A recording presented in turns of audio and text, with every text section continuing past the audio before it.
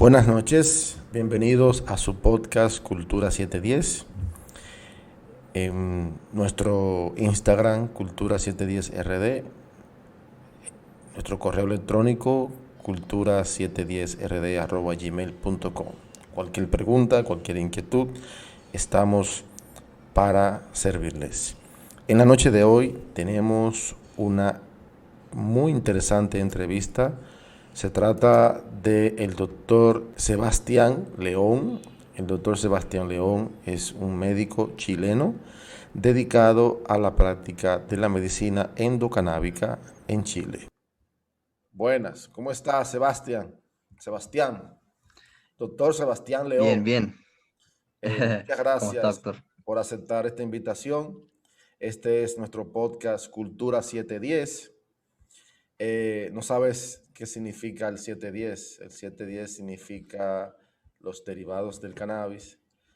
El 710, el clásico número Sí, que se sí, ocupa ya, en ya el cannabis. 420 quedó al pasado en la parte creativa. Qué Exactamente. bueno que estás aquí con nosotros. Gracias por aceptar esta invitación. Y esta es tu casa. Muchas gracias por la invitación. Y se agradece siempre la bienvenida. Se agradece siempre el Qué buen bueno. trato y las invitaciones. Entonces, Leo, háblame un poco de ti. Tú eres médico egresado de Chile, ¿verdad? ¿Y Claro, qué te movió a ti a realizar estudios en medicina canábica? ¿Qué fue tu... a mí lo que principalmente me movió y me motivó en esto fue que vi y que lo evidenciaba la eficacia que tiene el tratamiento.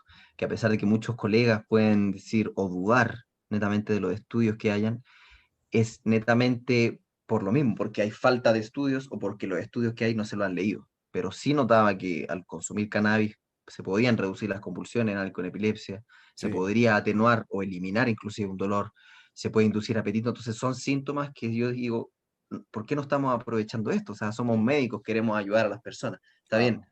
no llegar y dar cannabis, eso ya sería un poco irresponsable, pero sí sabiendo lo que hay que dar, de qué forma administrarlo, cuánto, se puede ayudar mucho más a la gente. Entonces, me puse a investigar la seguridad y la eficacia de esto y evidentemente se puede llegar a estudiar y analizar y a determinar un tratamiento para que el paciente lo use de manera segura y lo más óptimo posible. Ok. La medicina canábica en Chile tiene mucho tiempo funcionando. ¿Aproximadamente cuánto tiempo tiene la medicina canábica en Chile eh, Ujú. como ciencia, como rama de la medicina? Mira, en Chile lamentablemente no existe aún una especialización, o sea, uno queda como médico general. Dentro de la universidad no enseñan acerca del cannabis, prácticamente nada, solamente el ámbito No, de nada. psiquiatría por dependencia, lo típico. Sí. Eh, pero no hay especialidades. Ahora, hace 2 años, surgió el primer diplomado en Chile, que es un diplomado que dictó la Universidad de Santiago de Chile de cannabis. Eh, es un diplomado que no es tan clínico, es un diplomado que va más bien por la bioquímica, hay harto bioquímico involucrado, Ok. docentes no son tan clínicos, entonces es un diplomado que va a ir a poco. Sí, en otros lugares de Latinoamérica hay otros diplomados más clínicos, uno que se está dictando ahora en Argentina y que se va a seguir dictando.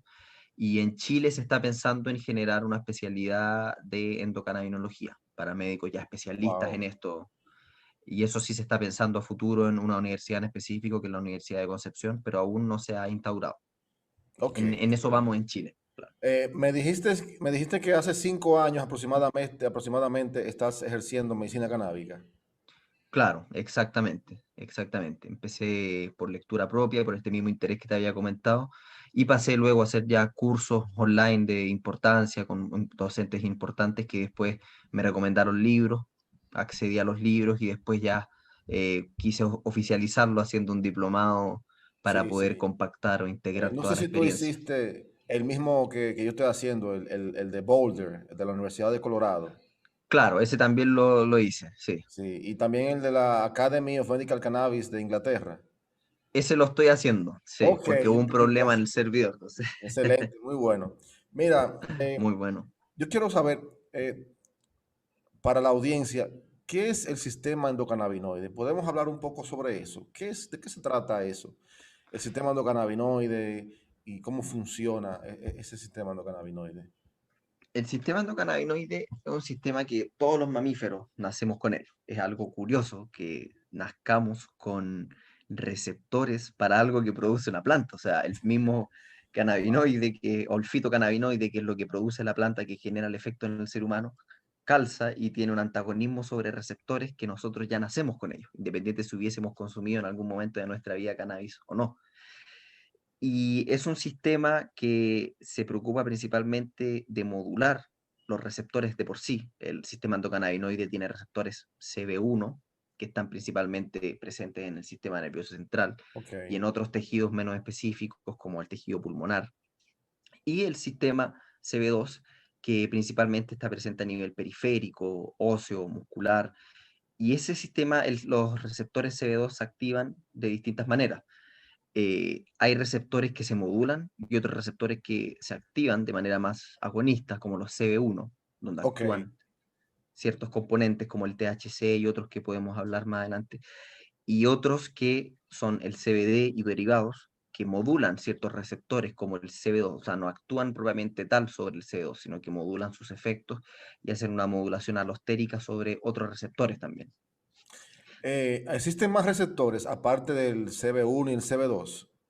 Claro, se han ido descubriendo más receptores. Hay un receptor que está dicho, que está en estudio, que es el receptor CB3, y este Oh, receptor CB3 también se podría hablar de que hay una modulación muy similar a la que ocurre con los receptores CB1 y CB2, pero sin generar tantos efectos adversos, por así decirlo, o efectos no deseados.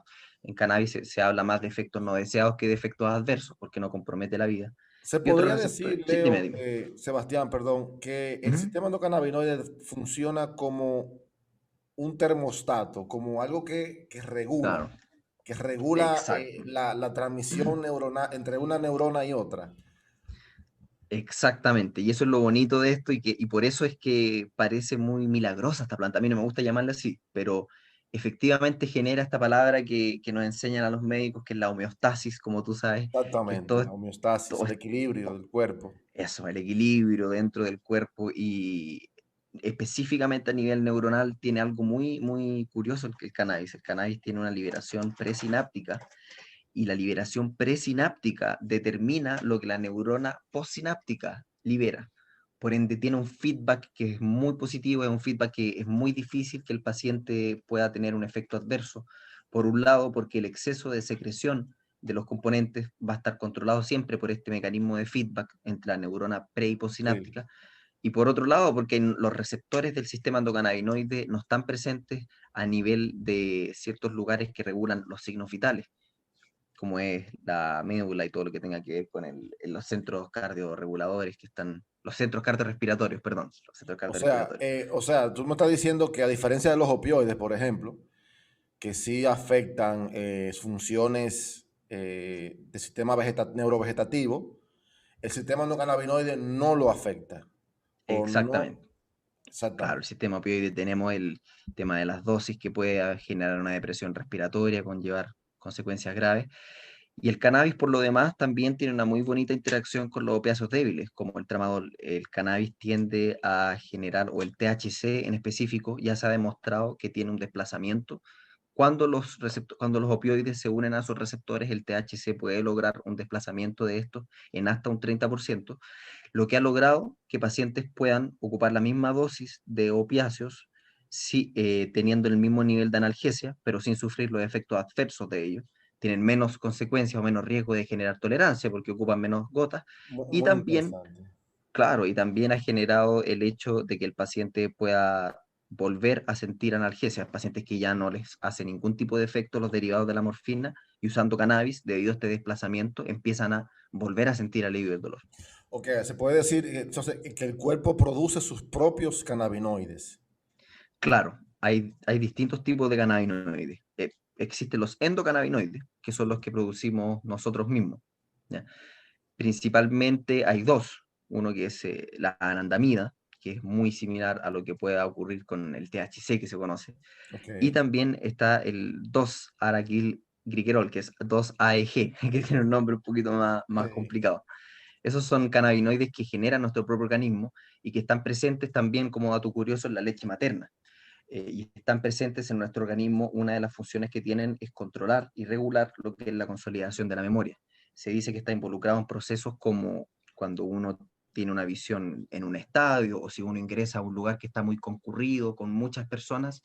Una de las funciones de la anandamida es consolidar o conciliar la memoria que en verdad nosotros necesitamos. Nosotros al final del día no nos acordamos de todas las personas que estaban en el bus o Ok, todas las personas que estaban en el metro. Eso es porque hay ciertos componentes en el cerebro que permiten conciliar durante el sueño la información que nosotros consideramos valiosa durante el día y desecha, por así decirlo, lo que no necesitamos durante la noche, y así al otro día nos acordamos de lo que, porque si no nos acordaríamos de todo y de todo el mundo, claro. tendríamos memoria fotográfica. Entonces, Leo, los fitocannabinoides, ¿cuáles son los fitocannabinoides que tienen efecto a nivel de los receptores de los receptores CB1 y CB2 y posiblemente el CB3? ¿Cuáles son los principales que la ciencia ahora mismo está enfocada en estudiar y en presentar a la rama de la medicina, a la ciencia? Claro, distintos fitocannabinoides se han detectado. Hoy en día ya hay más de 150 fitocannabinoides identificados, más unos 50 aproximadamente terpenos, que son los que le dan el olor al cannabis, y aproximadamente 25 flavonoides, que son los que le dan el sabor al cannabis. Dentro de los fitocannabinoides que están presentes en la planta, los principales que siempre se habla son el THC y el Sí, CBD, por sí. supuesto, pero más del 90% de la planta compone estos fitocannabinoides, pero hay muchísimos más, como el THCV, por ejemplo, es otro tipo de fitocannabinoide. Ese es El el THC, tetraído papavirín, ¿no? Es ese. claro, exactamente, que ahora se están haciendo estudios porque Ese que tiene tiene que ver con propiedades, la obesidad, con la pérdida del apetito. claro, Sí. Tiene una justamente, funciona aplicación, muy bien. tiene un futuro en la aplicación en manejo de la obesidad, ese endocannabinoide. Muy bueno, muy bueno. Lamentablemente es muy inestable el laboratorio. Ok. Entonces, por eso es que no hemos, digo, pero como científicos en general, no hemos conseguido aislarlo en un comprimido o en un aceite para poder utilizarlo en obesidad, porque se inestabiliza muy fácil con la luz y con la temperatura. Entonces, ahí están los docentes que yo tengo en el diplomado que están más o menos trabajando en esto, nos cuentan los problemas que están teniendo y ellos nos dicen que, claro, que están intentando buscar algún tipo de envase que sea termorresistente, algún envase que no pueda tener penetración a la luz solar, algo para que se mantenga, pero es esa la razón de por cuál no estamos usando todavía esto de manera más masiva. ¿Y cuáles más fitocannabinoides tienen mayor relevancia ahora mismo en el manejo de la endocannabinología? Muy relevante, yo diría dentro de los más relevantes y más conocidos a nivel social en los medios, es el CBD. El CBD es un cannabinoide que tiene muy poca acción sobre el sistema nervioso central. Sí, hay personas que dicen que no es psicoactivo. La verdad es que el CBD sí es psicoactivo porque sí genera una actividad sobre el sistema nervioso, pero principalmente son modulaciones de receptores. Modula receptores 5-HT1, que tú sabes que son los receptores que tienen que ver con la liberación de serotonina, Sí. y también el CBD funciona a nivel periférico. Tiene algo que es muy, muy bonito también, que no genera tolerancia. El paciente que ocupa CBD no necesita ocupar dosis cada vez más altas de CBD, sino que Oh, netamente se le puede pero recomendar cambiar vía. el ¿Mm? THC sí produce tolerancia. El THC sí genera tolerancia, efectivamente, y es por eso que puede generar un riesgo de dependencia psicológica, en especial en pacientes que tienen factores de riesgo asociados. Ok. El THC sí fácilmente puede generar tolerancia, tanto por la química, por lo molecular, como también por el ámbito psicológico. O sea, si el paciente se siente bien con THC, va a querer siempre sentirse bien y lo va a ocupar siempre. Lo interesante, Leo, perdón, Sebastián, Sí, no es, te preocupes. es no sé si tú lo ves así como yo lo veo, es la gran cantidad de plantas diferentes, de Claro, cepas diferentes, y cada cepa tiene una concentración específica de todos esos compuestos y tiene efectos diferentes en el cuerpo humano. O sea, es un sinnúmero es como si nos entregaron una farmacia de claro, los 1500 medicamentos y dijo, toma, usa eso y pruébalo y todo tiene utilidad y empieza a probar a ver para qué sirve. Eso como yo lo exacto. veo, el Sí, cannabis. justamente, yo lo veo tal cual y lo veo por eso tan interesante y por eso veo que hay tanto campo, porque eh, llega un paciente que necesita cierto cannabinoide, pero que no quiere quizás el efecto psicoactivo, o pacientes que tienen plantas de cierto componente, pero necesitan de otros, entonces hay que encontrar alguna forma de que la planta que ellos tienen, poder aprovechar al máximo el cannabinoide que ellos necesitan, haciendo una extracción, ocupando las distintas temperaturas. Es muy, muy interesante por lo mismo que tú señalas. Sí, y Leo, algo muy interesante que yo estoy leyendo es sobre el efecto séquito, el efecto Séquito, entourage claro, de los claro. flavonoides y de los... Por eso es que las moléculas que se han aislado solas no tienen la misma función que tienen las moléculas cuando son dadas con los demás compuestos, como los flavonoides y los terpenos, ¿cierto? Es cierto, justamente. El efecto séquito, el efecto entourage, consiste en la diferencia que hay en, como tú dices, en utilizar los cannabinoides aislados, como en estos clear o en estos productos destilados que están saliendo al mercado, en comparación con la planta de por sí. Y eso es netamente porque no solamente modula receptores como el CB1 y CB2, sino que el cannabis tiene la propiedad de una modulación alostérica, o sea, a la vez que está actuando sobre los receptores del sistema endocannabinoide, Sí. genera efectos sobre otros receptores. Por ejemplo, el THC puede aumentar la sensibilidad de la insulina, por ejemplo, que es un receptor que es nada que ver con él, no tiene un lugar en el mismo sitio.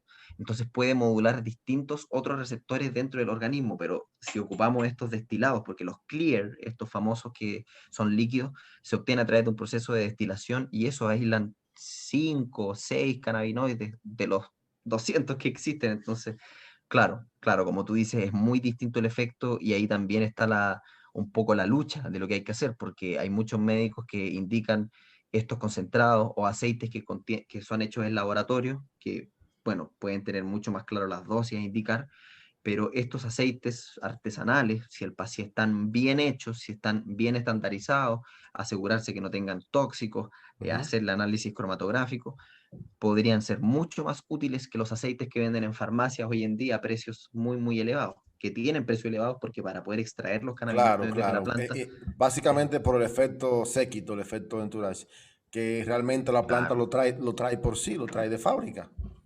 lo trae de fábrica, entonces, exactamente, y mucho más barato.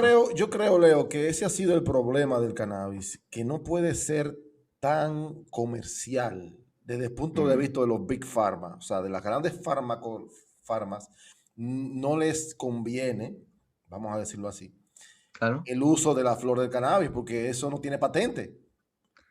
También es claro y es muy cierto y sirve para muchas cosas. Exactamente, entonces, claro, hay ciertos medicamentos, no sé si allá en Chile ustedes lo tienen, el Sativex, por ejemplo, no El sé si lo tienen, cannabidiol, claro. y el cannabidiol, no lo tienen allá en Chile, el Sativex, el cannabidiol.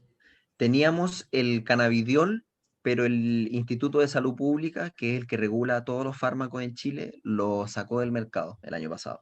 Wow. N- No se sabe por qué, todavía está ahí en la lucha. Ahora volvieron a incorporar aceites con otro nombre, pero también para prescribirlo es muy complejo, es prescribirlo por un mes, entonces hay que estar citando al paciente todos los meses, el paciente gasta más dinero, entonces bien, está rara la cosa, pero en Chile no sé si sabrás que ahora se está formando una nueva constitución, ante lo cual vamos a tener nuevas reglas desde el punto de vista Ok, sanitario. tú me puedes citar más o menos, a grosso modo, cuáles son las principales enfermedades o síntomas que puede tratar la endocannabinología. Claro. Hoy en día se dice que pueden haber más de 100 condiciones tratables para la endocannabinología. Sin embargo, las principales causas y las principales consultas de endocannabinología son dolor crónico. Aproximadamente un 67% de los pacientes están consultando por dolor crónico. La segunda causa son problemas de insomnio, Ok. pacientes que no pueden dormir bien. Y también tenemos mucho, ya los otros porcentajes ya no lo sé, pero tenemos después ansiedad, cefaleas crónicas, pacientes con fibromialgia, lupus, enfermedades donde tú sabes que los medicamentos hoy en día no son tan útiles. Por ejemplo, en el insomnio, los Ya. medicamentos no van a atacar la causa del insomnio, simplemente dan sueño. Eso es lo que hacen. Por ende, aparte de generar la dependencia, la tolerancia, entonces por eso es que el cannabis es tan bueno, no solamente de por sí, por las propiedades que tiene la planta, sino porque hay tratamientos médicos convencionales que no son muy buenos, que digamos, entonces quedémonos mejor con el No, cannabis y en esos casos. tenemos el problema de la adicción, de la dependencia física que producen, por ejemplo, las benzodiazepinas. Claro. Yo conozco muchos pacientes que me llegan a mi práctica como anestesiólogo, Ujú. y son adictos Claro. al Plazolán, por ejemplo. Toman de a 1.5, 2 miligramos todos los días.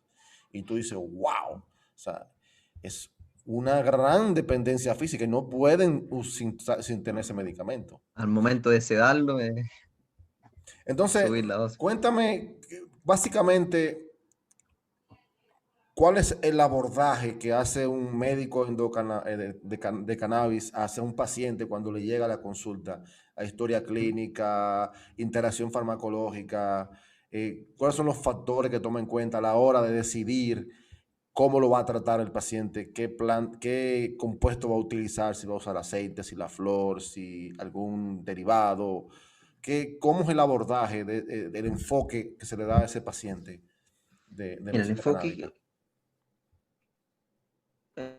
el enfoque general es partir por conocer en medicina la anamnesis general, evolución, su cuadro clínico, para que nos describa un poco. Después ya yo voy a abordar y me preocupo. Uy, ¿se escucha bien? Creo que ahora se quedó cortado un Sí, sí, rato. se No sé cortó, si se pero ya se escucha arregló, bien. ya se arregló. Ah, ya, ahí se Sí. arregló.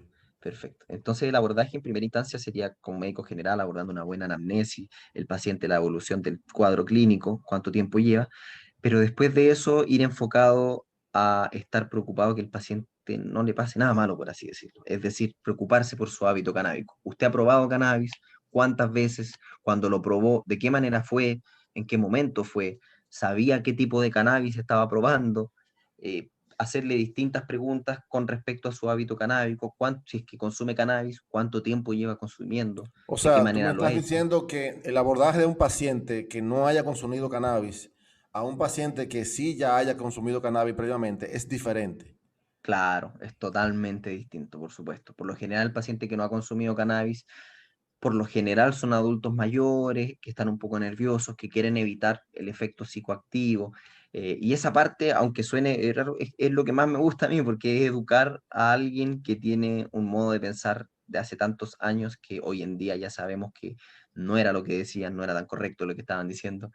Eh, entonces, a esas personas explicarles que sí podemos tenerlos sin dolor, pueden dormir bien, pero sin es volverse adictos, que ellos creen que se pueden volver adictos, ni tampoco es que se asusten con el efecto. Esa es una bonita manera de abordar. Yo diría que eso es una de las cosas que más me complace al atender pacientes de tercera edad que no han ocupado nunca el cannabis y que después, bueno, y después verlo en el control. Eso ya es lejos lo más gratificante, como te agradecen algo que ellos pensaban que era muy dañino, que era una droga, que les ha quitado el Yo dolor. entiendo que con el cannabis lo que ha pasado es que al contrario de otras sustancias que primero son medicamentos y luego pasan a ser una droga Ujú. de uso recreativo, por ejemplo los opioides, Claro. el cannabis es al revés.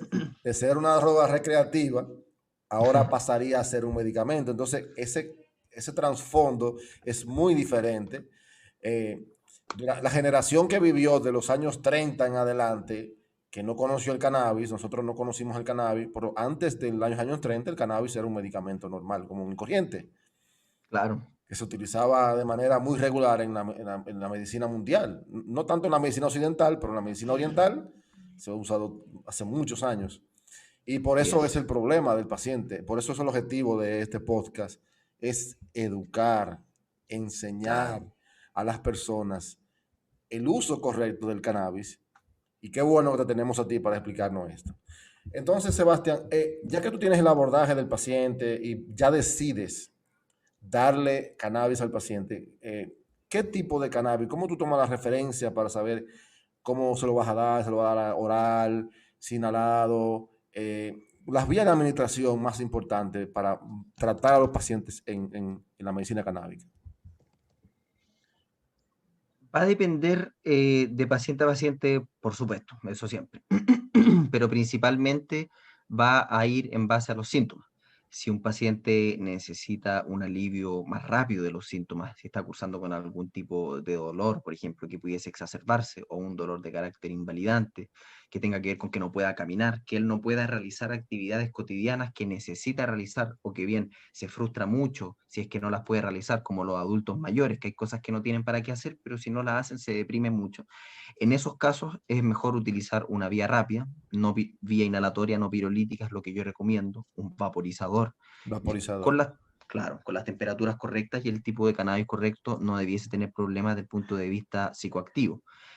Sí tenemos aquí una corta duración de entre 1 a 2 horas en comparación con la vía oral, que la vía oral ya tenemos una duración entre 5 a 7 horas, entonces se puede administrar 3 veces al día y tener al paciente todo el día asintomático. eh, Ahí va a ir qué tipo de vía oral, si es aceite, si es comida, si es algo sublingual, que también ahí se vuelve a evaluar al paciente, porque las comidas, hay pacientes que si son adultos mayores hay que hacerlos con comidas que tengan menos del 1% de THC para que no le genere un efecto psicoactivo. El THC en las comidas, al pasar por hígado, como tú sabes, se vuelve el Sí, 11-hidroxi-THC y es más potente, es un efecto que claro. se instala más rápido. El Claro, metabolismo del THC es mucho más potente que el mismo THC. Y en claro. cuanto la, el metabolismo del primer paso, la vía oral aprovecha más el compuesto que la misma inhalada. Cuando se inhala no, se pierde, ¿verdad? Se pierde una parte. Claro. Claro, la vía oral se aprovecha mucho más y es algo porque en el fondo el cuerpo metaboliza el cannabis y lo incorpora de una manera mucho más prolongada, lo que hace que al día siguiente también haya un efecto residual que se le denomina en los medicamentos. Y es una manera mucho más efectiva, aparte que no daña la vía aérea y no hay liberación de humo al medio ambiente para terceros. Cuéntame, Sebastián, ¿algún paciente te ha hecho una pálida medicándolo? ¿Te ha hecho lo que le llaman la intoxicación aguda por cannabis? Claro. ¿O te ha hecho un paciente eso? Tengo muchos pacientes que, claro, que han relatado que han tenido en el pasado esos eventos. Sin embargo, no he tenido pacientes que en el control hayan presentado alguna pálida, afortunadamente, porque son pacientes que se les sugiere no consumirlo con otras drogas, pacientes que ya dominan las dosis. Sí he tenido pacientes que son adultos mayores y no les han preparado el tratamiento de buena manera, los hijos o los familiares, entonces ha quedado muy fuerte el tratamiento y eso es lo otro que pasa, quedan con miedo estos pacientes y después para que vuelvan a intentar el consumo de cannabis es Sí. muy difícil. Eso sí, sí pasa. Ok. Pasa mucho más ¿Y seguido. has tenido alguna anécdota de algún paciente que sea renuente al uso del cannabis y luego de que lo utiliza cambia totalmente su punto de vista acerca del cannabis en sí? ¿Tienes Claro, alguna anécdota de algún paciente? sí, siempre me acuerdo de una señora que vi el año pasado, que me emociona un poco al contarla, que ella estaba totalmente en contra del cannabis, no fumaba nada, antidroga, o sea, no quería nada. Yo le dejé un aceite full CBD, algo que no le hiciera nada a nivel Nada. psicoactivo. El nieto, no sé de qué forma, intentó que consumiera leche en base a cannabis, leche en base a cannabis que estaba bien preparada con un tipo de cannabis muy alto en CBD sin THC, así que no le iba a generar efecto psicoactivo. Y me la encontré hace 2 meses aproximadamente, tuvimos un control médico por telemedicina, por supuesto, y ella feliz, estaba muy feliz porque ella podía caminar a la plaza, que era lo que a ella le gustaba, era salir a caminar a su plaza y podía salir a caminar sin muleta, que ese era su logro, que ella no usaba la muleta. Y eso era un gran logro para mí porque en el fondo y no solamente se quedó con lo que le indicó el médico, sino que está ocupando una leche y ahora me dijo, ya no dejo mi leche, doctor, ahora todos los días me tomo mi vasito de leche en las mañanas. Y Qué eso, bueno. claro, sí, y eso es Y recomendación que ella le va a decir a sus amigas de la misma edad, que es todo, claro, todo saliendo para adelante. porque al final ese es el objetivo de uno como Eso médico, mismo, es brindarle calidad de vida al paciente, reincorporarlo justamente, a su vida, a sus labores cotidianas, a la sociedad. Qué bueno. Leo, exacto. de verdad que me siento muy agradecido. ¿Tú quieres dejarle algún mensaje a la audiencia, a la gente que todavía piensa que el cannabis es lo prohibido, lo ilegal, lo malo? ¿Algún mensaje que le quieras dejar a la audiencia, a algún colega, en sentido general, acerca de la nobleza, de la versatilidad del cannabis y de lo beneficioso que es? Me gustaría, si dejara un mensaje a la audiencia, sería el estudiar el cannabis antes de juzgarlo, igual que uno habla de una persona. Si se habla de los efectos deleterios del cannabis o si un médico o colega no quiere usar cannabis, no hace mal leer acerca de él y después formarse una opinión y después puede decir, ok, no usar cannabis, como puede ocurrir durante la lactancia, durante el embarazo, que eso ya sería otro tema para otro Sí, día, pero principalmente que el cannabis sí es una, no, no se puede decir que no es una droga, porque sí es una droga, pero es una droga que puede ser muy bien utilizada, que no tiene una dosis letal, que no tiene un LD50, como nosotros sabemos los médicos, que es la sí, dosis que se requiere, que es una dosis que es un medicamento que puede funcionar para muchas cosas y que ajustando los tratamientos, ajustando los porcentajes de CBD y THC, siempre o casi siempre se va a poder llegar al objetivo del tratamiento. O sea, si uno quiere darle cannabis a alguien para quitarle el dolor y que no tenga un efecto a nivel mental, eso se puede hacer. Si tenemos un niño con epilepsia, que no queremos darle nada que le haga un efecto a nivel cerebral, pero que sí no tenga convulsiones, eso también se puede hacer. qué bueno. Hay muchas cosas que se pueden hacer, pero que hay que estudiar a profundidad el tema para saber cómo hacerlas. Y ahí creo que podemos formar parte de esto, tanto tú como yo, como cualquier profesional de la salud que esté interesado en el cannabis medicinal. Excelente, excelente. De verdad que te agradezco tu intención. ¿Dónde puede la gente localizarte? ¿Dónde la gente puede hacer una cita contigo? Tengo entendido Ujú. que haces telemedicina también. Claro. ¿Cómo podemos, en las redes sociales que tú tienes, cómo podemos acceder a ti? Ya, hay un Instagram que es drleonmed.com y aparte de esta versión de Instagram o red social, tenemos el correo que es drleonmed@gmail.com. Ese sería el correo. Y la página web, que es drleonmed.com.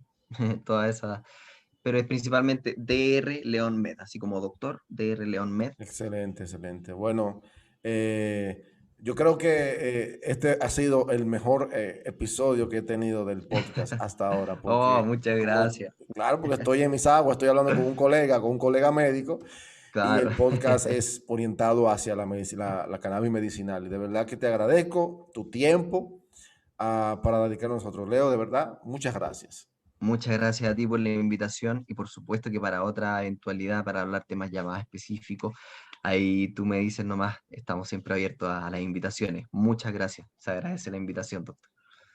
Bueno, que pase buenas noches y gracias. Buenas noches, Lester, cuídate. Ok, chao.